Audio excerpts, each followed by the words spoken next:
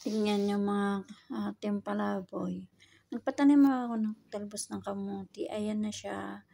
Malago na. Dati ganyan pa lang siya. Mga ilang araw lang, ayan.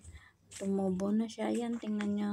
Yan yung unang araw niya. Tapos nung mga 2 weeks siguro, yun, lumago na ng lumago yung dahon. Ibibenta ko po yan pag uwi ko kasi para meron pong pagkakitaan habang nasa Pinas, habang nagtatambay, merong magtitinda kasi ako ng isda, ganon. Titinda ako ng ganon, ng mga gulay. Kaya ako nagpatanim ng talbos ng kamuti para ibenta ko yan pag uwi ko. Tapos may bunga yan. Meron siyang laman sa ilalim, di ba? O, pwedeng ibenta sa palengke. Tapos, araw ng mga ganon, palengke, pwede siyang ilako.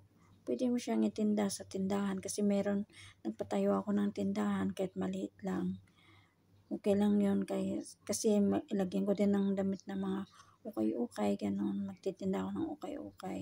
Kaya okay lang na ganyan, haluan ng mga gulay, tas agahan sa umaga. Yan guys, tingnan nyo, ang lago na ng dahon niya. Malalapad yung dahon niya, ayan. Meron dahon malapad, tas meron din pahaba na talbos ng kamuti. Ayan guys. Tingnan nyo, marami yan. Ayan, thank you.